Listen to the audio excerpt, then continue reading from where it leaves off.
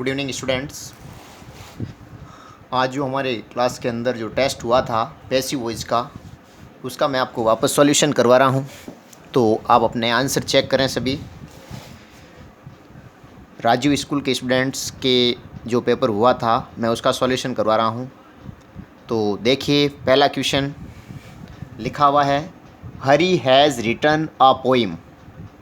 यहाँ पे देखो, हैज़ रिटन यानी हैज़ हैव प्लस वर्ब की थर्ड फॉर्म का प्रयोग हुआ है, यानी प्रेजेंट परफेक्ट का जब सेंटेंस दिया हुआ है तो आपको प्रेजेंट परफेक्ट को प्रेजेंट परफेक्ट कंटिन्यू टेंस के अंदर क्या करना होता है, चेंज करना होता है। तो जहाँ कहीं भी हैज़ और हैव लिखा हुआ है वहाँ पे हैज़ बीन हैव बीन आएगा ही आएगा। तो देखो, इसमें इज लिखा है, इसका मतलब ये ऑप्शन बिल्कुल क्या है, गलत। इसमें वॉज लिखा है, ये ऑप्शन भी बिल्कुल क्या है, गलत है। अब इसमें हैड बीन है तो ये ऑप्शन भी हमारा क्या है, गलत, क्योंकि उत्तर में हैज़ बीन या हैव बीन के अलावा कुछ भी नहीं आना चाहिए। अब यहाँ पे हैज़ बीन क्यों आया, क्योंकि यहाँ पे पोइम सिंगुलर है। अब पोइम सिंगुलर है, इसका मतलब यहाँ आने वाली वर्ब भी कैसी होगी, सिंगुलर। तो हमारा सी ऑप्शन इसमें बिल्कुल क्या हो जाएगा, सही हो जाएगा। क्वेश्चन नंबर 2 देखिएगा। क्वेश्चन नंबर 2 आपके सामने लिखा हुआ है, the students are playing football. The students are playing football. अब इसमें देखिए, ये वाक्य प्रेजेंट कंटिन्यू टेंस का है, क्योंकि यहाँ पे आर प्लेइंग दिया हुआ है और is am are plus verb की फर्स्ट फॉर्म अगर दी हुई है क्वेश्चन के अंदर, तो आंसर के अंदर is am are plus being plus verb की थर्ड फॉर्म का क्या होता है, प्रयोग होता है। तो अब आप यहाँ पे देखिए, फुटबॉल क्या है, सिंगुलर है, तो यहाँ आने वाली हेल्पिंग वर्ब भी कैसी होगी, सिंगुलर होगी, और उसके साथ में बीइंग जुड़ा हुआ होगा, और वर्ब की साथ में कौन सी फॉर्म आएगी, थर्ड फॉर्म आएगी। तो यहाँ पे देखो, इज है और वर्ब की थर्ड फॉर्म है, लेकिन इसमें बीइंग नहीं है, तो ये ऑप्शन हमारा बिल्कुल क्या होगा, गलत होगा। दूसरा है, इसमें इज भी है, इसमें बीइंग भी है, इसमें प्लेड भी है, तो फुटबॉल के हिसाब से यहाँ पे इज ही आना चाहिए, और इज आएगा तो साथ में बीइंग जुड़ेगा ही जुड़ेगा, और प्ले की थर्ड फॉर्म हो जाएगी प्लेड। तो ये ऑप्शन हमारा बिल्कुल यहाँ पे क्या है, सही है। अगले में वाज है, जो यहाँ पे बिल्कुल भी लागू नहीं होता, और हैज भी यहाँ पे प्रयोग में नहीं आएगा। तो ये था हमारा दूसरा क्वेश्चन। अब देखिए क्वेश्चन नंबर 3 लिखा हुआ है आपके सामने। क्वेश्चन नंबर 3 आप देखें। क्वेश्चन नंबर 3 में आपके यहाँ पे लिखा हुआ है, देखो, he had killed a snake. ध्यान से देखिएगा इस वाक्य को, he had killed a snake. यहाँ पे लिखा हुआ है हैड प्लस वर्ब की थर्ड फॉर्म। जब एक्टिव के वाक्य में हैड प्लस वर्ब की थर्ड फॉर्म आ जाए तो पैसिव बनाते समय उसको आपको हैड बीन प्लस वर्ब की थर्ड फॉर्म में चेंज किया जाता है। अब यहाँ पे देखो, वापस लिखा अ स्नैक, तो यहाँ पे केवल हैड है, तो ये ऑप्शन हमारा बिल्कुल सही नहीं होगा। हैड बीन किल्ड, ये ऑप्शन बिल्कुल क्या है, सही है, क्योंकि हैड बीन के साथ वर्ब की कौन सी फॉर्म आएगी, थर्ड फॉर्म आएगी। वॉज वर यहाँ पे बिल्कुल लागू नहीं होगा, वॉज बीइंग का भी यहाँ पे आपके प्रयोग नहीं होगा। तो ये था आपका तीसरा क्वेश्चन, और तीसरे का राइट आंसर है बी। क्वेश्चन नंबर 4 में आ जाइए। I call him wise. I calls नहीं, यहाँ पे केवल कॉल ही है। I call him voice. यहाँ पे प्रेजेंट सिंपल का यूज हुआ है। किसका यूज हुआ है, प्रेजेंट सिंपल का यूज हुआ है। तो प्रेजेंट सिंपल को हम चेंज करेंगे प्रेजेंट कंटिन्यू में, और प्रेजेंट कंटिन्यू का मतलब होता है is am are plus verb की कौन सी फॉर्म, थर्ड फॉर्म। अब यहाँ पे देखो लिखा ही, और आगे लिखा वाइज बाई मी। अब ही यहाँ पे सिंगुलर है, तो यहाँ आने वाली हेल्पिंग वर्ब भी कैसी होगी, सिंगुलर होगी। यहाँ प्रेजेंट सिंपल है और प्रेजेंट कंटिन्यू में हम इसको चेंज करेंगे तो यहाँ पे आ जाएगा आपके इज, और कॉल की थर्ड फॉर्म क्या हो जाएगी, कॉल्ड। तो इज कॉल्ड इसका बिल्कुल क्या है, सही ऑप्शन है। तो ऑप्शन नंबर ए यहाँ पे बिल्कुल क्या हो जाएगा, करेक्ट हो जाएगा। चलिए आगे बढ़ते हैं क्वेश्चन नंबर 5 के अंदर। 5वां क्वेश्चन आपके सामने लिखा हुआ है, Amit has not supported this leader. देखो, हैज़ हैव प्लस वर्ब की थर्ड फॉर्म वाला वाक्य है, प्रेजेंट परफेक्ट है। जब पर्सन के अंदर हैज़ आया हुआ है तो उत्तर में हैज़ बीन या हैव बीन के अलावा कुछ भी नहीं आएगा। वाक्य नेगेटिव है तो आपको भी हेल्पिंग वर्ब के साथ क्या लगा देना है, नॉट। तो उत्तर में या तो हैज़ नॉट बीन आएगा या फिर हैव नॉट बीन आएगा, और वर्ब के साथ में कौन सी फॉर्म आएगी, थर्ड फॉर्म आएगी। तो देखिए इसका आंसर, दिस लीडर सिंगुलर है, तो यहाँ पे क्या आ जाएगा, हैज़ नॉट बीन, उसके बाद वर्ब की कौन सी फॉर्म, थर्ड फॉर्म। तो हैज़ नॉट बीन सपोर्टेड, तो इसमें तो इज है, ये तो आएगा ही नहीं। उत्तर में हैज़ बीन हैव बीन आएगा, तो ये इसमें हैज़ भी है, नॉट भी है, बीन भी है और सपोर्टेड है, तो ये ऑप्शन बिल्कुल क्या है हमारा, सही। इसमें हैव है, क्योंकि हमारे पास में यहाँ पे सब्जेक्ट सिंगुलर, तो यहाँ पे हैव नहीं आएगा, यहाँ पे हैज़ ही आएगा, तो ये ऑप्शन बिल्कुल क्या होगा, गलत। और ये कह रहा है इनमें से कोई नहीं, तो इसमें आपके ऑप्शन नंबर बी क्या हो जाएगा, बिल्कुल राइट हो जाएगा। उसके बाद में बढ़ते हैं अगले क्वेश्चन की तरफ। Question number 6। अब आपको पूरा आंसर लिखना है यहाँ पे। अब यहाँ पे आपको पूरे आंसर लिखने होंगे केवल एक शब्द से काम चलने वाला नहीं है। तो इसमें देखो प्लीज़ और काइंडली वाला हमने नियम पढ़ा क्लास के अंदर। अगर कोई वाक्य प्लीज़ या काइंडली का हो तो प्लीज़ और काइंडली में क्या किया जाता है, अगर कोई वाक्य प्लीज़ काइंडली से शुरू हो जाए तो उसका वाक्य यू आर रिक्वेस्टेड से शुरू किया जाता है। तो इसका आंसर होगा यू आर रिक्वेस्टेड टू, यानी प्लीज़ को हटाकर आपको यहाँ पर लिखना है यू आर रिक्वेस्टेड टू। यहाँ पे गिव का गिव, मी का मी, योर का योर और कार का कार। केवल आपको एक शब्द लिखना है प्लीज़ और काइंडली की जगह यू आर रिक्वेस्टेड टू, बाकी सेम टू सेम यहाँ से लगाकर यहाँ तक आपको एज इट एज वापस लिखना था। इसमें कोई प्रकार का चेंज नहीं करना था। केवल प्लीज़ आ जाए, चाहे इसकी जगह काइंडली भी लिखा है तो आपको प्लीज़ और काइंडली को क्या कर देना है, हटा देना है और इसके स्थान पर यू आर रिक्वेस्टेड टू लिख देना है। क्वेश्चन नंबर चलते हैं 7 की तरफ। क्वेश्चन नंबर 7 में लिखा हुआ है आपके सामने open the window.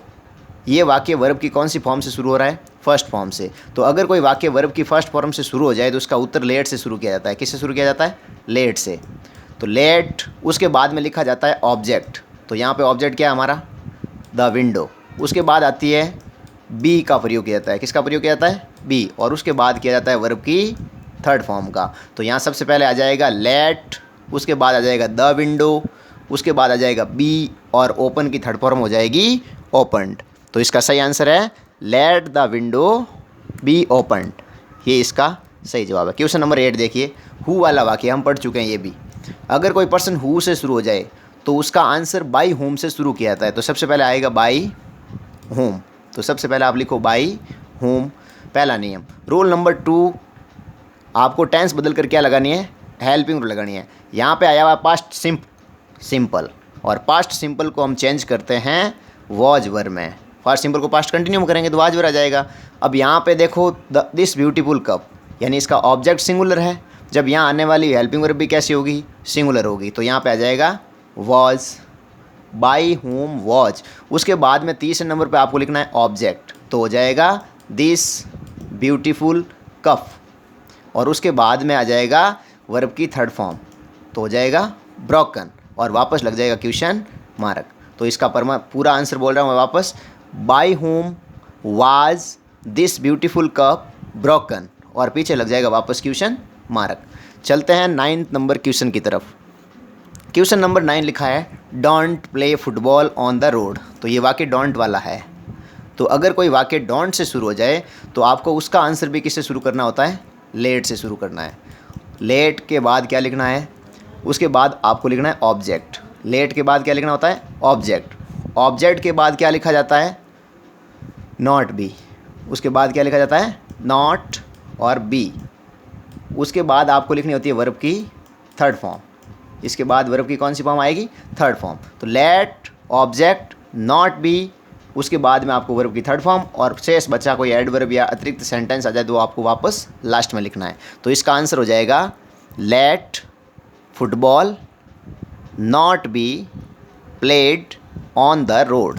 On the road सबसे लास्ट में आएगा, ध्यान रखना। तो वापस बोल रहा हूँ इसका answer, let football not be played on the road. तो ये था आपका क्वेश्चन नंबर 9। क्वेश्चन नंबर 10 देखिएगा, वॉट इज़ ही रीडिंग। ये पर्सन WH सबसे शुरू हुआ है। तो जब कोई क्वेश्चन WH वर्ड से शुरू हो जाए तो उसका आंसर भी किससे शुरू करना है, WH वर्ड से ही शुरू करना है। जो WH वर्ड आपको क्वेश्चन में दिया हुआ है वही WH वर्ड आपको आंसर में भी वापस लिखना है। तो यहाँ पे वॉट का वॉट, उसके बाद में टेंस बदलकर आपको क्या लगानी है, हेल्पिंग वर्ब। ध्यान रहे अब रीडिंग के बाद में ऑब्जेक्ट नहीं है तो इज को हम चेंज करेंगे इज़ बीइंग में, आर बीइंग में या एम बीइंग में। अब हमारे पास में यहाँ ऑब्जेक्ट नहीं है तो हम वापस इज बीइंग का यूज़ कर लेंगे। तो वॉट इज़ बीइंग, फिर वर्ब की कौन सी फॉर्म, थर्ड फॉर्म। तो हो जाएगा रीड, फिर प्रयोग करेंगे बाई का और ही का हो जाएगा हिम और वापस लग जाएगा क्वेश्चन मार्क। तो इसका पूरा आंसर मैं बोल रहा हूँ, what is being read by him और वापस क्वेश्चन मार्क। ये था आपका क्वेश्चन नंबर 10। क्वेश्चन नंबर 11 देखिएगा, मिस्टर अशोक सेरडिया टीचेज अस संस्कृत। अब यहाँ पे डबल ऑब्जेक्ट नज़र आ रहा है आपको। मिस्टर अशोक सेरडिया ये आपका सब्जेक्ट हो गया, टीचेज वर्ब हो गई, अस ऑब्जेक्ट नंबर 1 और संस्कृत ऑब्जेक्ट नंबर 2। तो जिस वाक्य में आपको डबल ऑब्जेक्ट दिया हुआ है उसमें आंसर करते समय आपको मैंने फॉर्मूला बताया था कि सबसे पहले आपको क्या करना है, सबसे पहले ऑब्जेक्ट 1 से आपको वाक्य शुरू करना है। ऑब्जेक्ट 1 से क्या करना है, आपको वाक्य शुरू करना है। इसमें ऑब्जेक्ट 1 दे रखा है अस, तो ये अस जब सब्जेक्ट के रूप में आएगा तो क्या बन जाएगा, वी बन जाएगा। क्या बन जाएगा, वी। उसके बाद वी, अब वी के साथ में यहाँ पे देखो टीचेज प्रेजेंट सिंपल है तो इसको हम चेंज करेंगे प्रेजेंट कंटिन्यू में, तो आ जाएगा आर। प्रेजेंट कंटिन्यू में चेंज करेंगे तो क्या आ जाएगा, आर। उसके बाद नियम नंबर 3 कहता है कि वर्ब की कौन सी फॉर्म का यूज़ किया जाए, थर्ड फॉर्म। तो यहाँ पे हम लिखेंगे टॉट, TAUGHT। फिर कह रहा है कि ऑब्जेक्ट नंबर 2 लिखिए, तो ऑब्जेक्ट नंबर 2 हमारे पास में क्या है, संस्कृत, तो हम यहाँ लिख देंगे संस्कृत।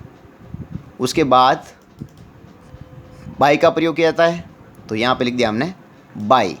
और फिर मिस्टर अशोक सेठिया की जगह हम हिम भी लिख सकते हैं क्योंकि एक पुरुष है, और उसकी जगह हम पूरा नाम भी वापस लिख सकते हैं। तो इसका पूरा आंसर मैं आपको रिपीट करवा रहा हूँ, we are taught Sanskrit by Ashok Sethia, या फिर हिम भी इसकी जगह आप लिख सकते हैं। ये था हमारा क्वेश्चन नंबर 11। अब चलते हैं हम क्वेश्चन नंबर 12 की तरफ। इट इज़ टाइम टू से हमने एक नियम पढ़ा, आपको बताओ तो it is time to plus verb की फर्स्ट फॉर्म दी हुई है आगे, और उससे शुरू होने वाला वाक्य, और आगे लिखा है ऑब्जेक्ट यानी ऑल द लेसन्स। तो जब कोई वाक्य इट इज़ टाइम टू से शुरू हो जाए तो उसका आंसर किससे शुरू किया जाता है, इट इज़ टाइम से तो वाक्य शुरू करना ही करना है आपको, लेकिन टू वापस नहीं लिखना है, इसकी जगह आपको शब्द लिखना है फॉर। तो इट इज़ टाइम फॉर। उसके बाद में आपको लिखना ऑब्जेक्ट, तो यहाँ पे हो जाएगा all the lessons, all the lessons. उसके बाद आपको लिखना है all the lessons. All the lessons लिखने के बाद वर्ब की कौन सी फॉर्म का प्रयोग करना है, थर्ड फॉर्म, टू बी का प्रयोग करना है इससे पहले, sorry. It is time for all the lessons to be revised. वापस आंसर रिपीट कर रहा हूँ, इट इज़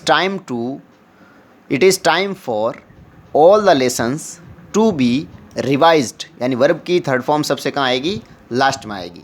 तो it is time for all the lessons to be revised, ये इसका करेक्ट आंसर होगा। अब देखिए आगे क्वेश्चन नंबर 13। तो क्वेश्चन नंबर 13 देखिएगा, he is going to teach grammar. ये वाक्य किससे शुरू हुआ है, इट इज़ टाइम टू से शुरू हुआ है। किससे शुरू हुआ है, इट इज़ गोइंग टू वाला वाक्य है, तो he is going to teach grammar. मैंने आपको बताया था कि जब गोइंग टू प्लस वर्ब की फर्स्ट फॉर्म आ जाए तो उसमें कौन कौन से आपको चेंजेस करने हैं। तो देखिए इसका आंसर हो जाएगा, सबसे पहले ऑब्जेक्ट को सब्जेक्ट बनाया जाए, तो यहाँ पे आ जाएगा ग्रामर। क्या आ जाएगा, ग्रामर। अब यहाँ पे लिखा है, यहाँ पे इज़ था, इज़ गोइंग टू, तो grammar is going to be taught by him. वापस रिपीट कर रहा हूँ इसका answer, grammar is going to be taught by him. Grammar is going to be taught by him, ये इसका करेक्ट आंसर है। Question number 14, my brother can use computer. Can का प्रयोग हुआ है, तो कैन भी हम आंसर में कर देंगे। जब क्वेश्चन में कैन आया हो तो उत्तर में कैन बी का यूज किया जाता है। तो वापस चेक कर रहा है, इसका आंसर चेक करें आप, लिखो computer can be used by my brother या him. Computer is used by my brother.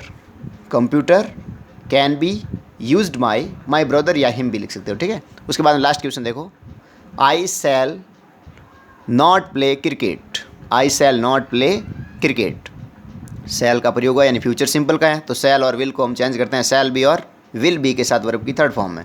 तो इसका आंसर चेक करें आप, cricket will not be played by me.